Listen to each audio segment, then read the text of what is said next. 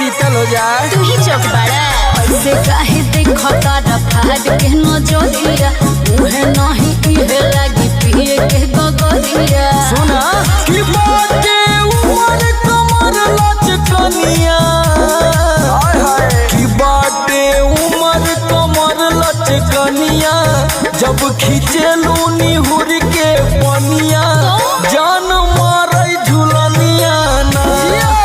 बाटे उमर कमर लचकनिया, जब खींचेलू निहुर के पनिया जान मारे झुलनिया ना।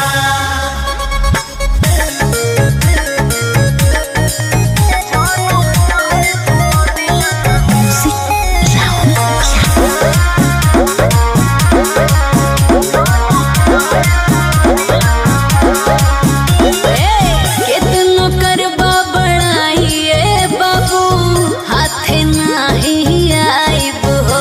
अच्छा लागल बा दिल में आग दाना, हाँ चूरी से पियाई हो।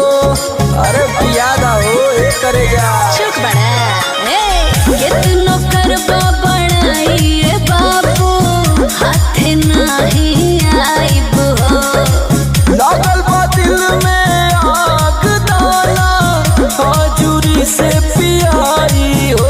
यो सुना कि इतना सुखर बावे बदनिया, आई रे कि इतना सुखर बावे बदनिया, गोरिया लागे लू चुनमुनिया जान मारे झुलनिया ना। बाटे उमर कमर लचकनिया, जब खींचेलू निहुर के पनिया जान मारे झुलनिया ना।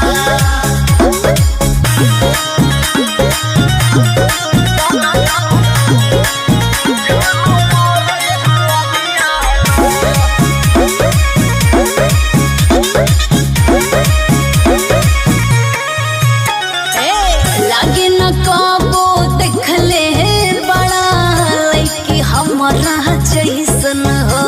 जी एक पीस तू बारू करे जा, दोसर ना होई ऐसन हो। हाथ तार जोड़ा नहीं खेबा।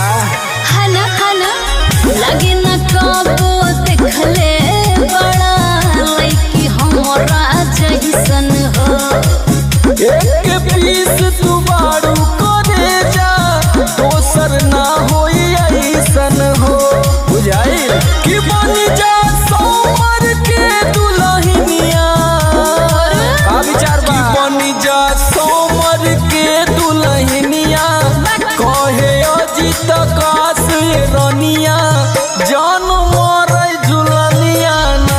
अरे जियो बाटे उमर कमर लचकनिया, जब खींचेलू निहुर के पनिया जान मारे झुलनिया ना। एक पीस बानी आ तोहरे बस के भी ना बानी। करते हैं आप सभी ठीक होंगे। आप सभी को मेरी डांस वीडियो अच्छी लगी होगी। आप सभी ने बहुत प्यार दुलार दिया होगा, सपोर्ट किया होगा मेरी डांस वीडियो को।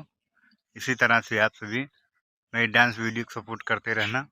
और आप सभी अगर नए हैं मेरे डांस चैनल को सब्सक्राइब कर देना, बेल आइकन को भी दबा देना, ताकि मैं जब भी अपलोड डांस वीडियो अपने करूं सबसे पहले आप सभी को मिलती रहे। तो चलिए आप सभी को जय भीम जय भारत। फिर मिलेंगे आप सभी को मैं किसी नेक्स्ट वीडियो में। आप सब इसी तरह से प्यार दुलार अपना बनाए रखना।